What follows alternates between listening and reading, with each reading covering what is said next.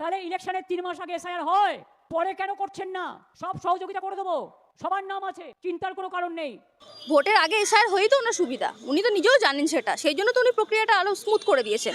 কারণ প্রক্রিয়াটা স্মুথ করার পিছনে ওনারও হাত আছে। উনি যেভাবে প্রক্রিয়াটাকে স্মুথ করে দিচ্ছে, উনি জানে ভোটের আগে এসআইআর হলে উনি মানে ক্ষমতা দখলের ওনার রাজনীতিটা অনেক সহজ হয়ে যাবে।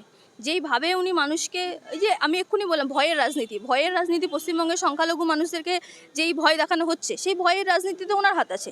সংখ্যাগরিষ্ঠ মানুষদেরকে যে ভয় দেখানো হচ্ছে, সেখানে ওনার হাত আছে।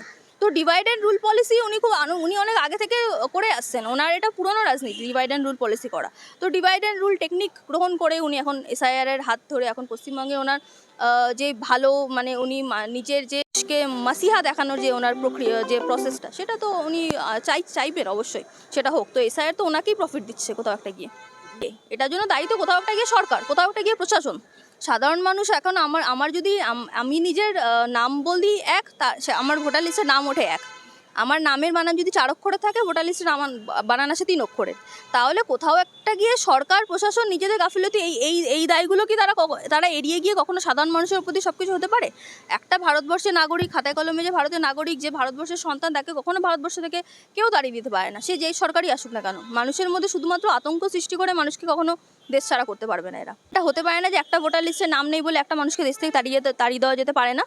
তার জন্য যে বিকল্প প্রক্রিয়াগুলো আছে সেটা দেখুন ভালো করে। মানুষ আতঙ্কিত না হয়ে মানুষ যতটা পারা যায় কোঅপারেট করুন মানুষের সাথে। কোনো সমস্যা হলে আইনের দ্বারস্থ হন। আইন আছে, আইনজীবীরা আছে, আপনাদেরকে ন্যায় দেওয়ার জন্য সব রকমের ব্যবস্থা আছে। একটা স্বৈরাচারী সরকার কখনো মানুষের সব রকম অধিকার কেড়ে নিতে পারে না।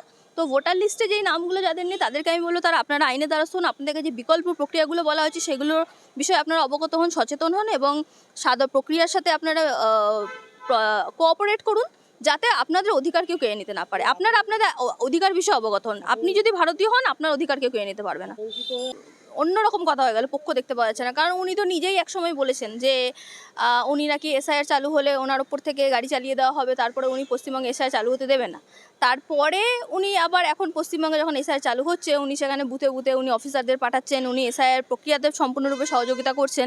তাহলে পক্ষ দেখতে পাওয়া যাচ্ছে, মানে কি এখানে দুটো পক্ষ নিয়ে যেভাবে, মানে মানুষের সামনে এক পক্ষ আবার মানুষের পিছনে এক পক্ষ, ঠিক দ্বিপাক্ষিকভাবে যেভাবে নিজের ব্যালেন্স মেনটেন করে যেভাবে চলা যায় আমাদের মুখ্যমন্ত্রী সেভাবেই চলছেন। কারণ সাধারণ মানুষকে ভুল বুঝিয়ে এসছেন এত বছর ধরে এবং এখনও মানুষকে ভুল বুঝিয়ে যাচ্ছেন। মানুষকে যখন এর আগেও আমরা দেখেছি সিএ এনআরসি রিলেটেড বিল যখন আমাদের ভারতবর্ষের পার্লামেন্টে পাস হয়, তখনও তার দলের মেম্বাররা উপস্থিত ছিলেন না। তার দলের মেম্বাররা অ্যাক্টিভ, যেই কংগ্রেসের তরফ থেকে আমরা যেই অ্যাক্টিভ প্রোটেস্ট দেখেছিলাম, তার দলের মেম্বারদের কাছ থেকে সেই অ্যাক্টিভ প্রোটেস্টটা দেখতে পাওয়া যায়নি। তাহলে তখন থেকে যখন ওনারা প্রসেসগুলোকে আস্তে আস্তে, এই এসআইআর হোক বা এনআরসি হোক বা এনআরসি রিলেটেড যে প্রসেসগুলো, সেইগুলোতে প্রথম থেকে ওনারা সাপোর্ট করে এসছেন। মানুষের সামনে হয়তো ওনারা বলছেন, এখন প্রতিবাদ মিছিলে হাঁটছেন, এখন নেতামন্ত্রীদের নিয়ে হাঁটছেন, মানুষকে এক জায়গায় জড়ো করছেন। কিন্তু আদতে গিয়ে যদি আমরা দেখি, আসল চিত্রটা অন্যরকম দেখা যাচ্ছে। আসল চিত্রে তারা কেন্দ্র সরকারকে সহযোগিতাই করছেন এবং সেটা মানুষ আস্তে আস্তে বুঝতে পারছে। এবং একটা সময় পর গিয়ে এই যে মানুষের সামনে যে একটা কথা আছে হিন্দিতে, হাতিকে দাঁত দিখানে কা আর খানে কা, তো দেখানোর যে দাঁতটা মানুষের সামনে এবং খাওয়ার দাঁত আলাদা, সেই কনসেপ্টটা আমরা এখন মুখ্যমন্ত্রীর মধ্যে দেখতে পাচ্ছি যে সাধারণ মানুষের সামনে উনি একরকমের নিজের অবতার তুলে ধরছেন। এদিকে কেন্দ্র সরকারের সাথে ঠিক ব্যালেন্স করে, যেমন আরএসএসের দুর্গা, ঠিক তার আরএসএস দুর্গা রূপটা কেন্দ্র সরকারের সামনে দেখতে পাওয়া যায়। তো অতএব ওনার পক্ষ নেই কথাটা ভুল, ওনার আসলে অনেকগুলো পক্ষ, উনি পরিস্থিতি বুঝে বুঝে নিজের পক্ষ পরিবর্তন করেন। আগে যেটা খবরে আমরা দেখতে পাচ্ছি যে রাজ্যের মুখ্যমন্ত্রীর বাড়িতে যে ফোরাম দিয়েছে, এসআইআর তিনি গ্রহণ করেছেন, কি বলবেন?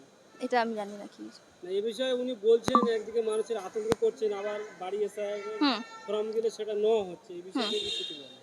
আসলে মানুষকে পুরোপুরি শুধুমাত্র আতঙ্কিত করা হচ্ছে, মানুষকে প্যানিকের মধ্যে ফেলা হচ্ছে, মানুষকে আতঙ্কিত করে শুধুমাত্র ভোটের বাজার গরম করা হচ্ছে। কারণ মানুষ যত আতঙ্কে পড়বে, মানুষের মধ্যে যত আতঙ্ক সৃষ্টি করা যেতে পারে, মানুষ তত একটা শেল্টার খোঁজে এবং সেই শেল্টার বা আশ্রয়স্থল এরা দেখাচ্ছে মানুষকে যে তোমরা যে বিপদের মধ্যে পড়েছো, তোমাদের সামনে যেই বিপদ কেন্দ্র সরকার তৈরি করছে, সেই বিপদ জন্য আশ্রয়স্থল আমরা। অপরদিকে কেন্দ্র সরকার মানুষকে দেখাচ্ছে তোমাদের সামনে যেই বিপদ রাজ্য সরকার তোমাদের জন্য তৈরি করে দিয়েছে, সেই বিপদ থেকে আশ্রয়স্থল আমরা। তো মানুষকে যত ভয় খাওয়ানো যায়, তত মানুষের উপর রুল করা যায়। মানুষের উপর রুল করার সবথেকে মূল অস্ত্র বা ব্রহ্মাস্ত্র হলো মানুষকে ভয় খাওয়ানো।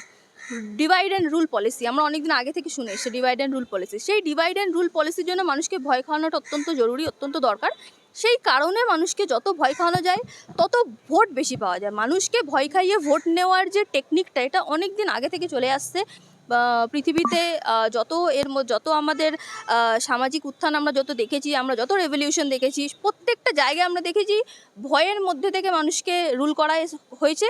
কিন্তু এর উল্টো দিকে আরেকটা জিনিস আমরা দেখেছি যে ঠিক যেভাবে মানুষ ভয় দেখে মানুষ যেভাবে আশ্রয়স্থল খোঁজে, ঠিক সেই রকমভাবে বেশি দিন মানুষকে আবার যত মানুষের কথাকে, যত মানুষের ফ্রিডম অফ স্পিচ এইগুলোকে যত দমন করে রাখা যায়, তত সেই লড়াইটা বা তার আন্দোলনটা তত তীব্র হয়।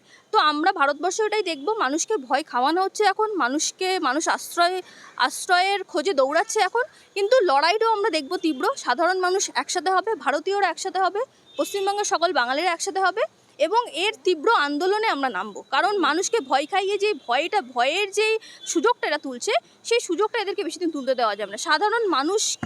সাধারণ মানুষের কথা আমাদেরকে বলতে হবে, সাধারণ মানুষের আওয়াজটাকে তুলে ধরতে হবে। মুখ্যমন্ত্রী বলছে যে ভোটের আগে কেন এসআইআর করা হচ্ছে, ভোটের পরে করা হোক, আমি সব রকম সুবিধা করে দেবো।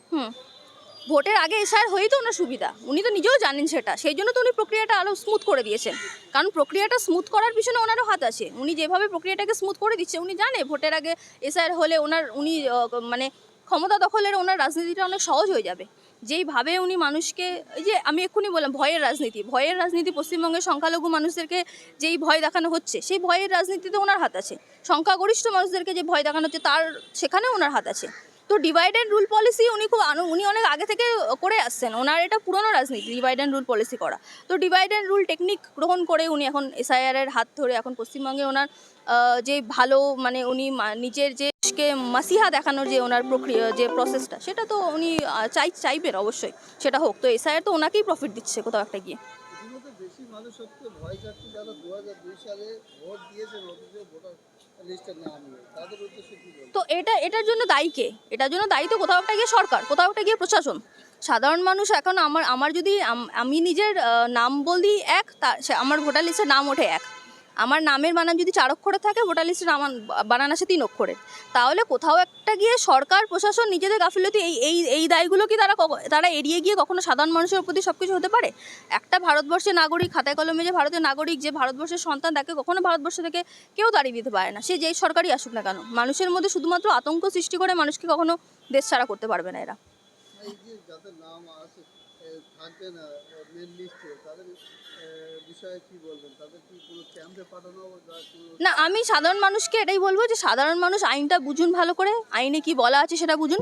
কখনো এটা হতে পারে না যে একটা ভোটার লিস্টে নাম নেই বলে একটা মানুষকে দেশ থেকে তাড়িয়ে দেওয়া যেতে পারে না। তার জন্য যে বিকল্প প্রক্রিয়াগুলো আছে সেটা দেখুন ভালো করে। মানুষ আতঙ্কিত না হয়ে মানুষ যতটা পারা যায় কোঅপারেট করুন মানুষের সাথে। কোনো সমস্যা হলে আইনের দ্বারস্থ হন, আইন আছে, আইনজীবীরা আছে, আপনাদেরকে ন্যায় দেওয়ার জন্য সব রকমের ব্যবস্থা আছে। একটা স্বৈরাচারী সরকার কখনো মানুষের সব রকম অধিকার কেড়ে নিতে পারে না। তো ভোটার লিস্টে যেই নামগুলো যাদের নেই, তাদেরকে আমি বলবো আপনারা আইনের দ্বারস্থ হন, আপনাদেরকে যে বিকল্প প্রক্রিয়াগুলো বলা হয়েছে সেগুলোর বিষয়ে আপনারা অবগত হন, সচেতন হন এবং প্রক্রিয়ার সাথে আপনারা কোঅপারেট করুন, যাতে আপনাদের অধিকার কেউ কেড়ে নিতে না পারে। আপনাদের অধিকার বিষয়ে অবগত হন। আপনি যদি ভারতীয় হন, আপনার অধিকার কেউ কেড়ে নিতে পারবে না। আতঙ্কিত হয়ে আমরা দেখেছি একাধিক মানুষ আত্মহত্যা করছে, তার মধ্যে বেশিরভাগ আমাদের হিন্দু ভাইয়েরা। দেখুন, হিন্দু হোক মুসলমান হোক, সবাই মানুষ, সবাই বাঙালি। আমি এখানে হিন্দু মুসলমান বিভাজন, একটা হিন্দু মরলেও আমি যতটা দুঃখ পাবো, একটা মুসলমান মরলে দুঃখ পাবো, খ্রিস্টান, জৈন, শিখ যেই মরুক না কেন। মানুষের মৃত্যু কখনো আমরা কাম্য করি না। একটা রাজনৈতিক প্রসেসে একটা দেশে যখন আমরা এর আগে দেশভাগে আমরা অনেক মৃত্যু দেখেছি, আমরা এই মৃত্যুগুলো আমরা দেখতে চাই না। এই মৃত্যুগুলো আমরা স্বাধীনতার 70-75 বছর পরে এই মৃত্যুগুলো আমরা দেখতে চাই না। অলরেডি আমরা অনেক মৃত্যু দেখে নিয়েছি। দেশভাগের সময় আমরা যে দুঃখ, যে যন্ত্রণা, যে বেদনা আমরা কাটিয়ে এসেছি, সেই দুঃখ, যন্ত্র, বেদনা আমরা আর দেখতে চাই না, ভারতীয়রা দেখতে চায় না। এবং এখানে হিন্দু মুসলমান যেই হোক না কেন, কোনো মানুষকেই যাতে আতঙ্কের জন্য মৃত্যু শিকার না হতে হয়, কোনো মানুষ যাতে, এর দায় পুরোপুরি সরকারকে নিতে হবে। দুই সরকারকে নিতে হবে, প্রত্যেক রাজ্যের সরকার এবং কেন্দ্র সরকার। এবং সবথেকে বড় দায় কেন্দ্র সরকারের, প্রধানমন্ত্রী, স্বরাষ্ট্রমন্ত্রী যারা বসে আছেন, তাদের প্রত্যেকে দায় নিতে হবে। প্রত্যেকটা মৃত্যুর জন্য তাদেরকে এসে জবাব দিতে হবে। যে আতঙ্কের জন্য যদি মানুষের মৃত্যু হয়, প্রত্যেকটা মৃত্যুর জন্য তাদেরকে জবাব দিতে হবে, মানুষকে জবাব চেয়ে নিতে হবে এবং মানুষকে হিসাবটা বুঝিয়ে দিতে হবে।